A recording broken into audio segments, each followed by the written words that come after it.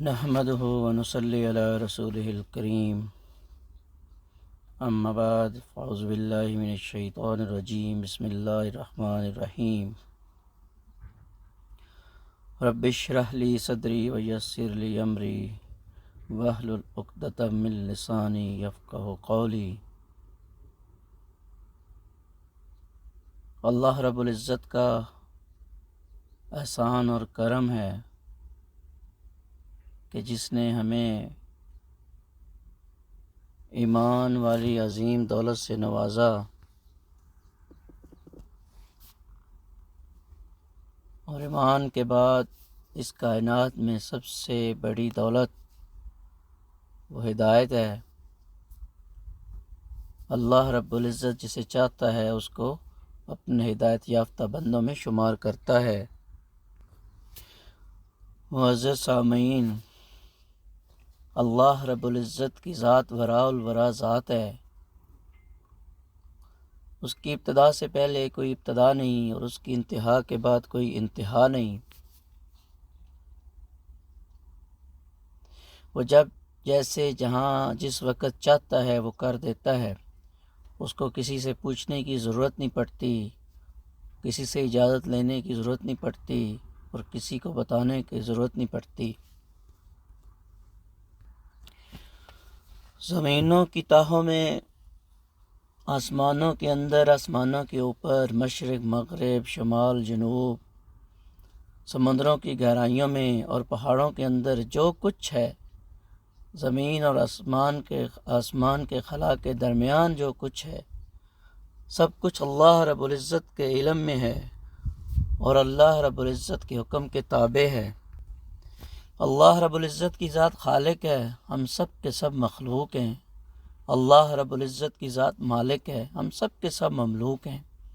اللہ رب العزت کی ذات رازق ہے، ہم سب کے سب مرزوق ہیں۔ اللہ رب العزت کی ذات جابر ہے، ہم سب کے سب مجبور ہیں۔ اللہ رب العزت کی ذات غنی ہے، ہم سارے کے سارے محتاج ہیں۔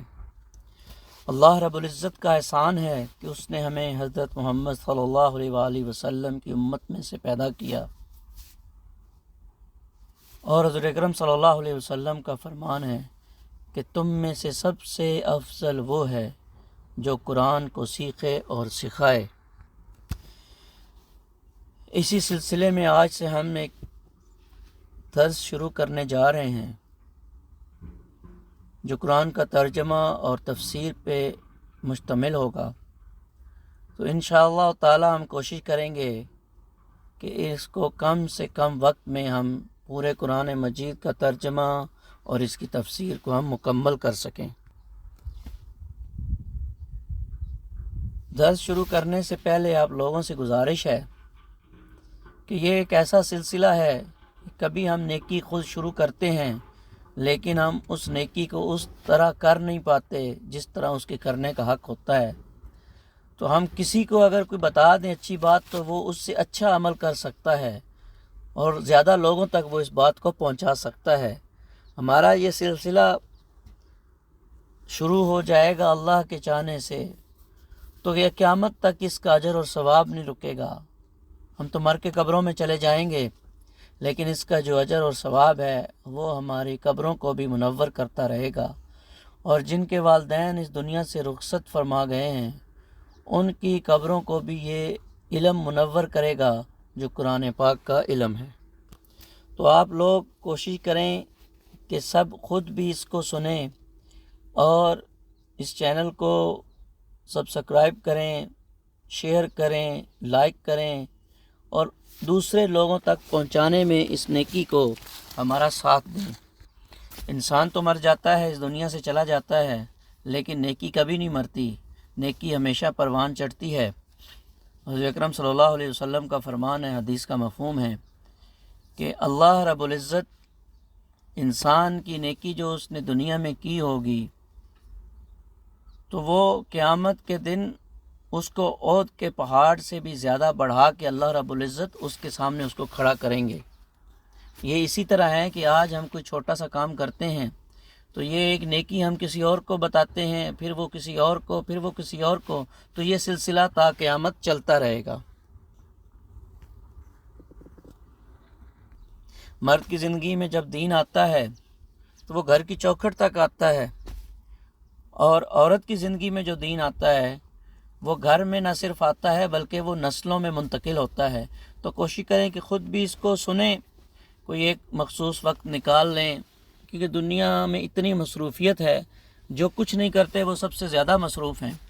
تو ایک مخصوص ٹائم رکھ لیں کہ ہم نے 20 منٹ یا 25 منٹ جو ہیں وہ دن میں ایک بار کلام الہی کو، اللہ رب العزت کی اس کتاب کو دینے ہیں۔ تو اللہ تعالیٰ آپ کے لیے بھی آسانیاں پیدا کرے گا اور آپ کی آنے والی نسلوں کے لیے بھی آسانیاں پیدا کرے گا، اور گھر والوں کو اس بات کی خبر دیں اور کوشش کریں کہ گھر والے بھی یہ پورے کا پورا جو ہے سلسلہ اس میں پارٹیسپیٹ کریں۔ کوئی بھی کام کتنا ہی مشکل کیوں نہ ہو، وہ شروع میں مشکل لگتا ہے، بہت مشکل لگتا ہے، آسان کام بھی مشکل لگتا ہے، تو لیکن وہ کتنا ہی مشکل کیوں نہ ہو، جب اس کو بندہ یکسوئی کے ساتھ کرتا ہے، مسلسل کرتا ہے، ایک تسلسل کے ساتھ کرتا ہے، اور وہ کرتا چلا جاتا ہے، زیادہ نہ صحیح تھوڑا صحیح، تو پھر اللہ تعالیٰ اس میں برکت ڈالتا ہے، تو اللہ تعالیٰ اس مشکل کو آسانی میں بدل دیتا ہے، اور اس میں جتنی بھی رکاوٹیں آتی ہیں اللہ تعالیٰ ان رکاوٹوں کو سہارا بنا دیتا ہے، کیونکہ اس کل کائنات کا نظام ایک اللہ رب العزت کے ہاتھ میں ہے۔ اللہ رب العزت جسے چاہتے ہیں اس کو پلٹ دیتے ہیں، اور جسے چاہتے ہیں اس کو گمراہ کر دیتے ہیں، لیکن ہدایت جو ہے وہ طلب کے ساتھ ہے۔ تو ہم جب ہدایت کی طلب کرتے ہیں تو اللہ رب العزت ہمیں ضرور بر ضرور ہدایت یافتہ لوگوں میں شمار کر دیتا ہے۔ ہم انشاءاللہ اس قرآن پاک کا آغاز سورہ فاتحہ سے کریں گے۔ سورہ فاتحہ کے بہت سے معنی ہیں اور اس کے بہت سے نام ہیں۔ فاتحہ کا مطلب کھولنا ہے، سٹارٹنگ ہے، سٹارٹ کرنے کو فاتحہ کہا گیا ہے۔ اسے سورہ صلاۃ بھی کہتے ہیں، اسے سورہ شفا بھی کہتے ہیں، نام تو اور بہت سے بھی ہیں لیکن ابھی ان کی ضرورت نہیں۔ تو اللہ رب العزت فرماتے ہیں سورہ نحل میں آیت نمبر 98 میں کہ جب بھی تم قرآن پاک کا آغاز کرو، قرآن پاک پڑھنے لگو، تو شیطان مردود سے اللہ کی پناہ میں آ جایا کرو کہ اعوذ باللہ من الشیطان الرجیم بسم اللہ الرحمن الرحیم، یہ الفاظ جو ہے یہ پڑھ لیا کرو۔ اور قرآن مجید کا ادب یہ ہے کہ اس سے پہلے بسم اللہ الرحمن الرحیم کو بھی پڑھا جائے، کیونکہ ہمیں کیا حکم ہے کہ ہر کام کا آغاز بسم اللہ الرحمن الرحیم سے کرنا چاہیے۔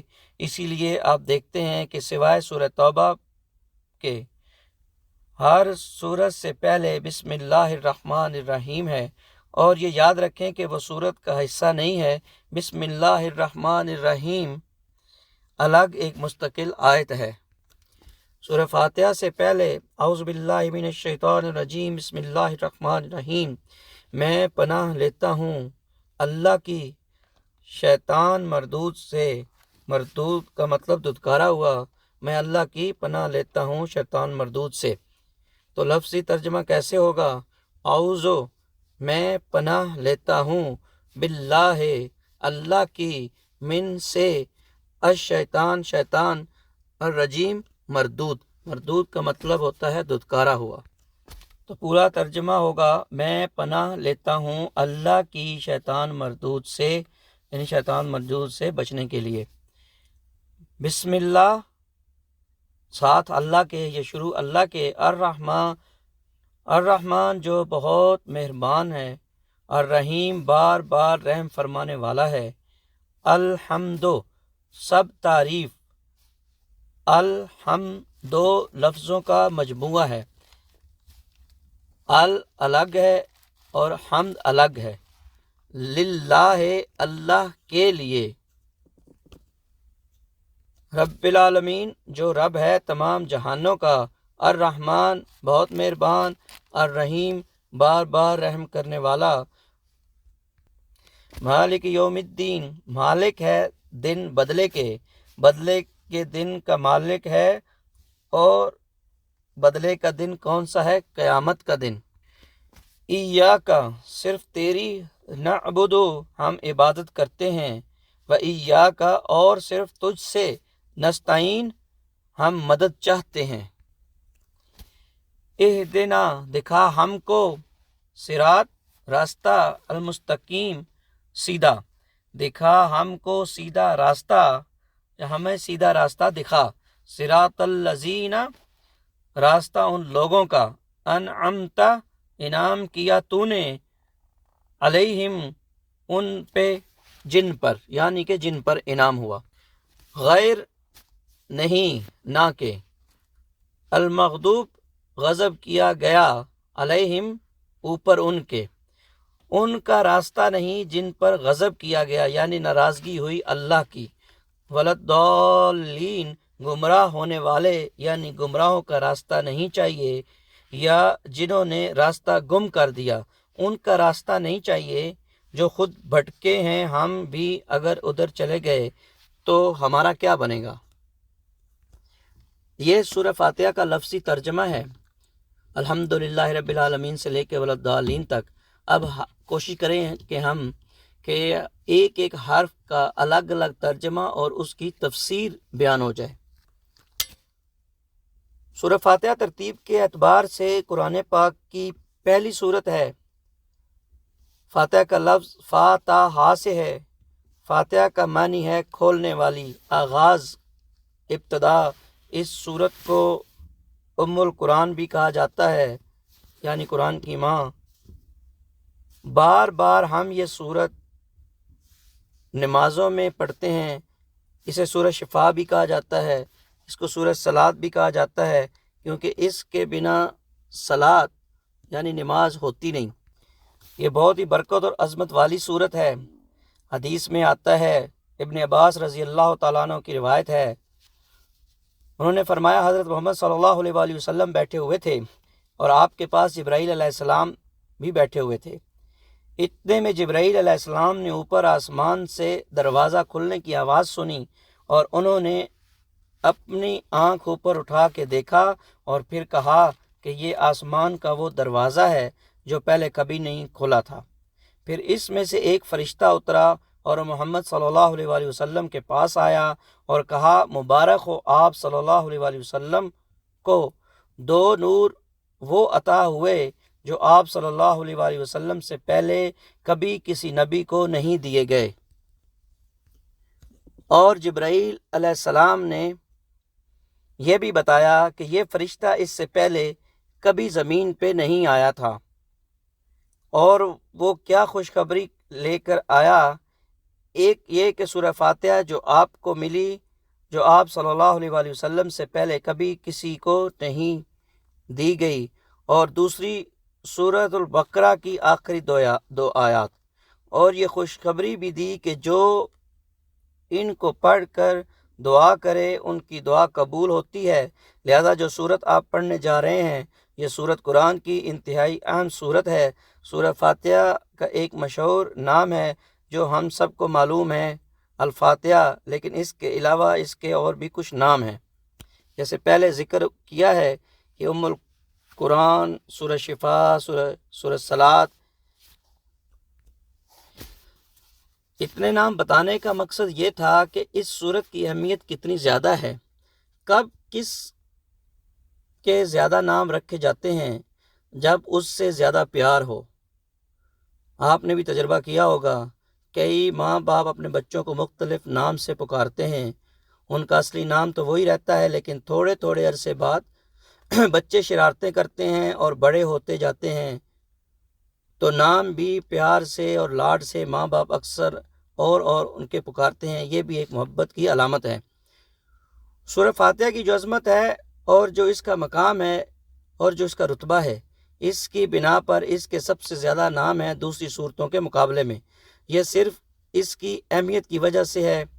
تو سورہ فاتحہ کتاب اللہ کی سب سے عظیم ترین صورت ہے، اور اس کی عظمت کی ایک وجہ یہ بھی ہے کہ اسے نماز میں پڑھنا فرض قرار دیا گیا ہے۔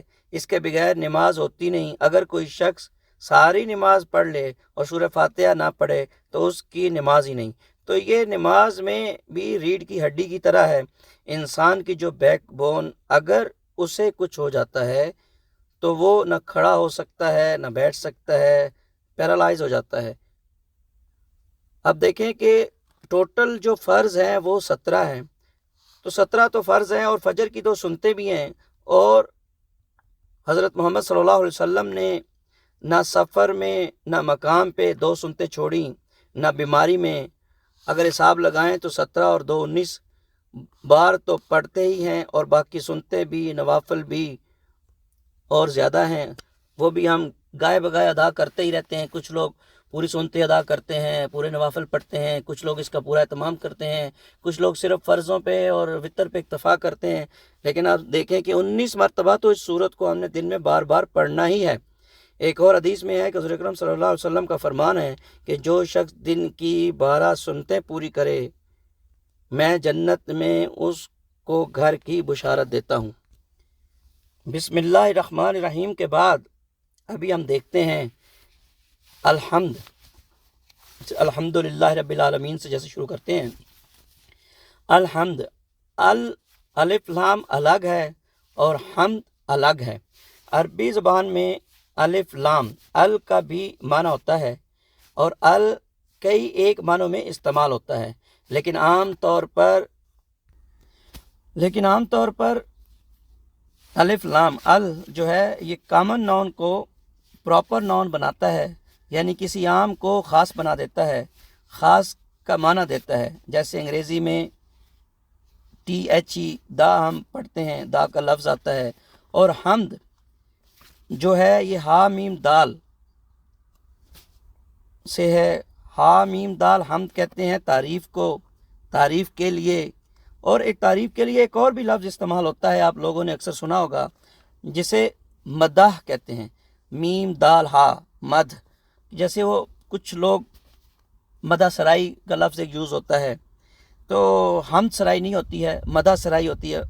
مدح کسے کہتے ہیں؟ یہ بھی تعریف کو کہتے ہیں، جو عام طور پر کسی کی جاتی ہے، مخلوق کی مطلب کی جاتی ہے کسی کی۔ حمد اللہ کے لیے ہوتی ہے اور مدح مخلوق کے لیے۔ عموماً لوگ بادشاہوں کی تعریف میں قصیدے لکھتے ہیں یا مدح سرائی کرتے ہیں، تو یہ دونوں میں فرق ہے۔ حمد یعنی ہا میم دال کسی کے کمال کی تعریف کرنا، حمد صرف اس کے لیے ہوتی ہے جس میں پرفیکشن ہو، تو پرفیکشن ہوتی ہے، اور پرفیکشن صرف اور صرف اللہ رب العزت کے لیے ہے۔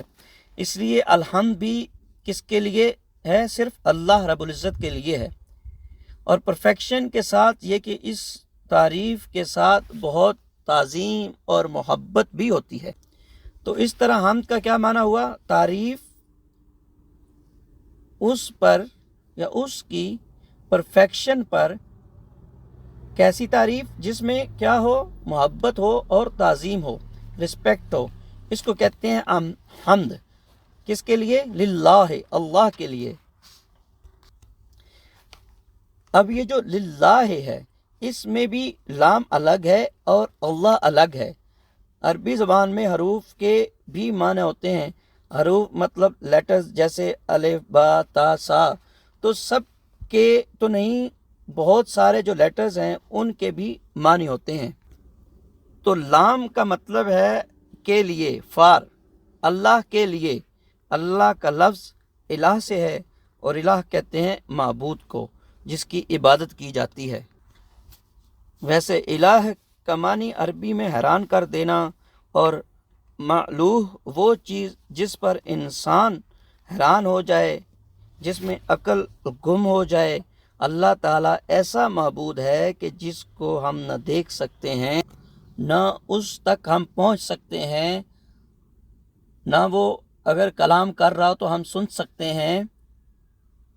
تو اس نے اتنا کچھ بنا رکھا ہے، اس کی اتنی زیادہ کریشن ہر طرف پھیلی ہوئی ہے کہ جس کو دیکھ دیکھ کر ہماری عقل گم ہو جاتی ہے، وہی معبود ہے، وہی حمد کے قابل ہے۔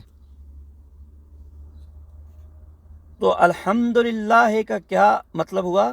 ساری حمد، خاص حمد صرف اللہ ہی کے لیے ہے۔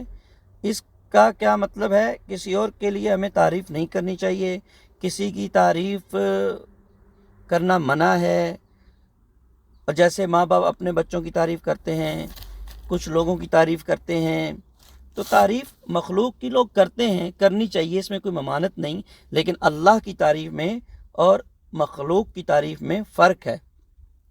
جیسے حمد اللہ کے لیے ہے اور مدح لوگوں کے لیے ہے. مدح میم دال ہا جو ہے، فرق کیا ہے؟ اللہ کی ذات کیسی ہے؟ پرفیکٹ، لہٰذا اس کی تعریف بھی کیسی ہوگی؟ پرفیکٹ. اللہ کی اور بھی مخلوق ہے، ان میں خوبیاں ہیں، جیسے پھول کو دیکھ کر ہم اس کی بھی تعریف کرتے ہیں، آسمان کا رنگ دیکھ کر تعریف کریں گے، کسی بچے کو دیکھ کر، کسی انسان کو دیکھ کر. ہم دن میں کئی لوگوں کی تعریف کرتے ہیں، لیکن مخلوق کی تعریف ویسی نہیں جیسی اللہ کی تعریف. مخلوق کی تعریف بعض اوقات ایک وقتی جذبے کے تحت بھی ہوتی ہے جو کہ حقیقی نہیں ہوتی، اور بعض لوگ تو جھوٹ بھی شامل کر لیتے ہیں تعریف میں، جیسے بٹرنگ کرنا، چاپلوسی کرنا، خوشامد کرنا، مطلب اس میں ایسی خوبیاں نہیں، پھر بھی ہم اس کی تعریف کر رہے ہیں. ان سارے الفاظ کی بھی حقیقت ہے. تو بندوں کے لیے، دنیا کے لیے تو ہو سکتا ہے، مگر اللہ کے لیے ایسی کوئی چیز نہیں ہو سکتی. اللہ کی تعریف کے لیے کیا لفظ استعمال ہوگا؟ حمد. اور حمد کیسی تعریف ہوتی ہے؟ جو کسی کی پرفیکشن پر ہو اور اس میں محبت اور تعظیم ہو، کوئی جھوٹ نہ ہو، کوئی مبالغہ آرائی نہ ہو.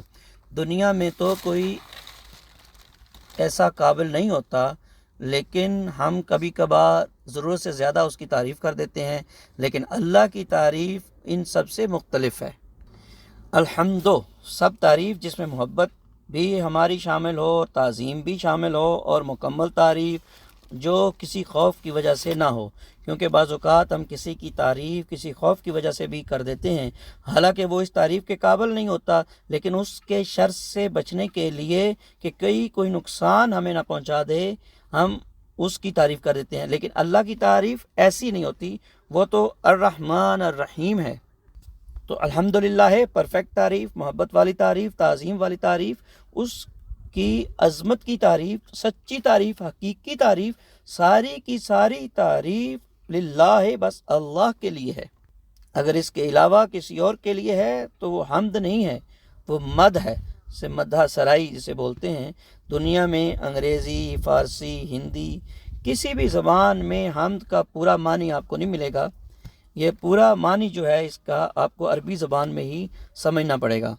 حمد کا معنی تو وہ ہے جو روح میں اترے اور آپ محسوس کریں. ہم دن میں کئی بار کہتے ہیں الحمدللہ الحمدللہ الحمدللہ، بار بار کہتے ہیں، لیکن محسوس نہیں ہوتا کہ ہم کیا کہہ رہے ہیں. بغیر سوچے، بغیر سمجھے، صرف زبان سے بول رہے ہوتے ہیں. ایسے الحمدللہ بولیں کہ تعریف کرنے میں مزہ آئے. جب آپ کوئی اچھی چیز دیکھتے ہیں تو اپنے جذبات کا بھی اظہار کر رہے ہوتے ہیں. تو اسی طرح تعریف کرنا ہماری ضرورت بھی ہے. قرآن پاک کا آغاز اسی سے ہو رہا ہے، الحمدللہ. جب آپ کہیں تو آپ کے دل میں محبت، تعظیم ہونی چاہیے. الحمد کے بعد اللہ، تو جیسے الحمدللہ ہے تو اب الحمدللہ ہے. الحمد کا مطلب تو ہم نے سمجھ لیا کہ احترام والی، تعظیم والی، محبت والی تعریف اللہ. یہ جو اللہ ہے یہ اللہ کا ذاتی نام ہے، حقیقی معبود کا، الہی برحق کا. کیوں اللہ کے لیے؟ اس لیے کہ رب العالمین، وہ رب ہے تمام جہانوں کا. یہاں یہ آپ دیکھیں را اور با، اس کا معنی ہوتا ہے تدریجاً نشو و نما کرنا، آہستہ آہستہ کسی چیز کو پروان چڑھانا. جیسے مثلاً ایک بیج سے درخت کا بننا، کتنا ٹائم لگتا ہے اس کو بیج سے درخت بننے میں. رب اس کو کہتے ہیں جو خالق بھی ہے، مالک بھی ہے اور مدبر بھی ہے. رب کو عربی میں 3 چیزوں سے ٹرانسلیٹ کیا جاتا ہے. رب کا لفظ جب اللہ کے لیے استعمال ہوتا ہے تو اس کا معنی ہوتا ہے خالق، مالک، مدبر. بس یہ 3 لفظ ابھی آگے بار بار آئیں گے، تو یہ آپ ذہن نشین کر لیں، کیونکہ بار بار یہ آگے جیسے آپ پڑھتے چلے جائیں گے تو یہ تینوں لفظ بار بار آئیں گے. خالق، مالک، مدبر. خالق کا کیا مطلب ہوتا ہے؟ پیدا کرنے والا. مالک کا مطلب ہوتا ہے کسی چیز پر پورا اختیار رکھنا، اس پر قابو پانا. یعنی کہ خالق کون ہوا؟ جس نے پیدا کیا. اور مالک کون ہوا؟ جس چیز پر پورا اس کا اختیار بھی ہو. یعنی خالق جو کسی چیز کو بناتا ہے، اور مالک جو اس پر اختیار بھی رکھتا ہے، اور مدبر جو پلان کرتا ہے، ترتیب دیتا ہے، ترتیب بناتا ہے، کس کو کس چیز کو کیسے کیسے لے کے چلنا ہے۔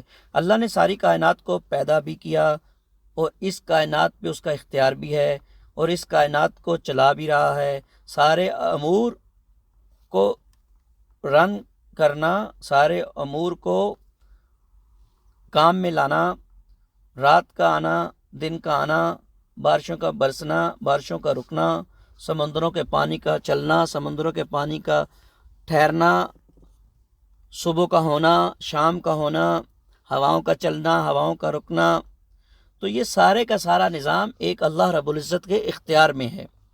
جیسے ویدر فارکاسٹ والے لوگ کچھ بتا سکتے ہیں کہ بارش ہوگی، نہیں ہوگی، آندھی آئے گی، نہیں آئے گی، لیکن اس کو تبدیل نہیں کر سکتے۔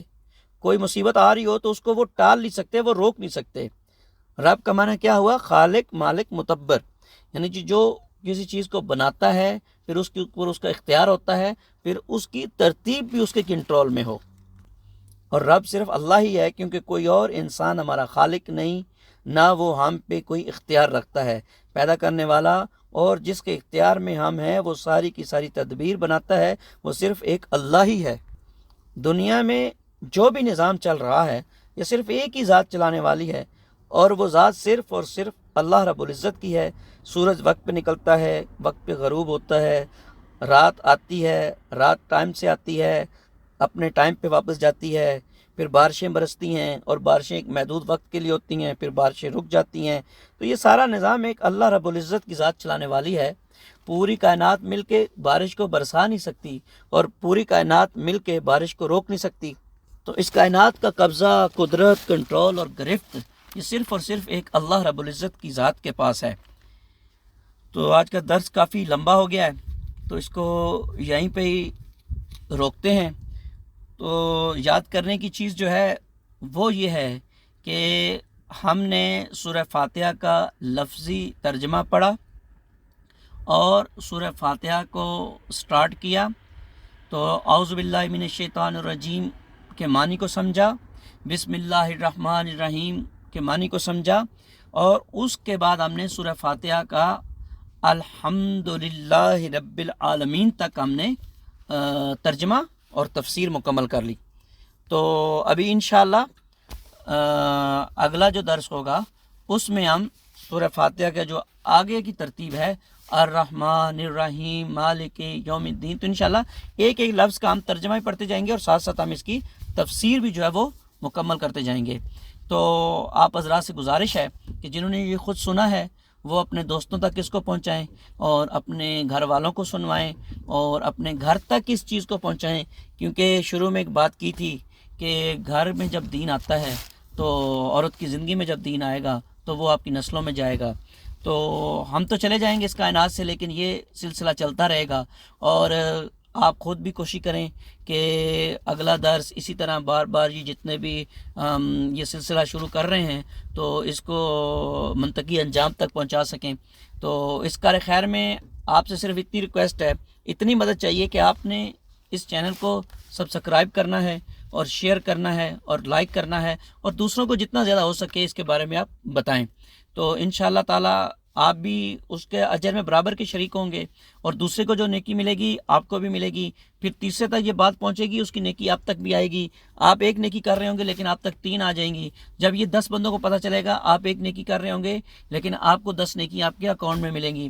تو قیامت والے دن ایک حدیث کا مفہوم ہے کہ ایک شخص آئے گا، اللہ رب العزت کے سامنے کھڑا ہوگا، اور اس کے سامنے پہاڑ کے برابر جو ہے وہ زکوٰۃ، نماز، خیرات، صدقے، تلاوت، اذکار، تو حج اور عمرے یہ کھڑے کر دیے جائیں گے کہ تم نے اتنے حج کیے ہیں، اتنی نمازیں پڑھی ہیں، اتنے ذکر کیے، اتنا تلاوت کی، اتنے اذکار کیے، اتنا جو ہے تم نے صدقات اور خیرات کی۔ تو بندہ کہے گا یا اللہ میں نے اتنا کچھ تو نہیں کیا، میری تو چھوٹی سی زندگی تھی، تو محدود سی لائف تھی، تو اتنے حج میں نے کیسے کیے؟ میرے پاس تو اپنا حج کرنے کے پیسے نہیں تھے، اتنے حج میں نے کیسے کیے اور اتنے زیادہ عمرے کیسے کیے؟ اور میں تو اپنی نمازیں بڑی مشکل سے پوری کر کے آیا ہوں، تو اتنی نمازوں کا ثواب اور اتنی نیکیوں کا ثواب۔ تو اللہ رب العزت فرمائیں گے کہ تم نے خود جو سنا وہ دوسروں تک پہنچایا، خود نماز پڑھی تو دوسروں کو نماز کا کھا، خود زکوٰۃ دی، دوسروں کا اس کا حکم دیا، خود صدقہ کیا، دوسرے کو بتایا، تو وہ بتاتے بتاتے بتاتے تم تو مر گئے، لیکن تمہارا یہ سلسلہ پیچھے کھاتا کھلا رہا اور چلتا رہا۔ تو یہ حدیث ہے اور برحق ہے۔